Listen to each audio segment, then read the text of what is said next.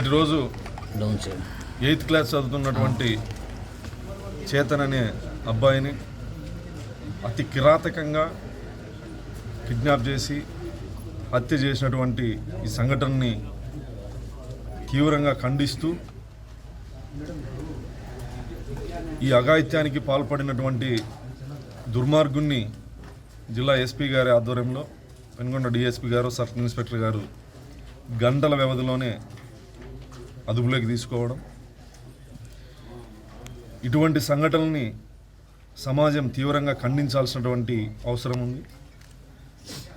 చిన్న పిల్లవాడిని అతి కిరాతకంగా హత్య చేసినటువంటి ఈ దుర్మార్గమైనటువంటి సంఘటనని ప్రతి ఒక్కరు ఖండించాలి.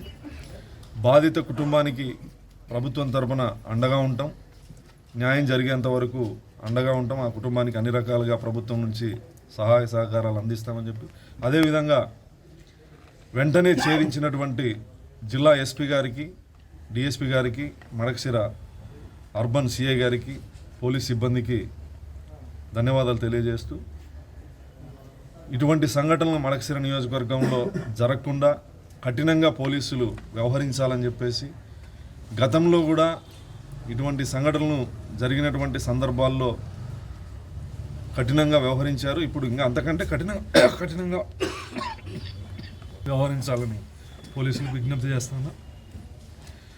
జిల్లా ఎస్పీ గారి ఆధ్వర్యంలో దాదాపు 26 సంవత్సరాల కిందట జరిగినటువంటి సంఘటన కూడా ఛేదించడం జరిగింది. జిల్లా ఎస్పీ గారిని, పోలీస్ సిబ్బందిని మనస్ఫూర్తిగా అభినందిస్తూ, ఏదైతే చేతన్ కుటుంబం ఉందో ఆ కుటుంబానికి అన్ని రకాలుగా అండగా ఉంటామని సందర్భంగా తెలియజేస్తాం. మరిన్ని వీడియోస్ కోసం ఛానల్ ని సబ్స్క్రైబ్ చేయండి. లేటెస్ట్ అప్డేట్స్ కోసం వాట్సాప్ ఛానల్ ని ఫాలో అవ్వండి. ఆ లింక్ డిస్క్రిప్షన్ లో ఉంది.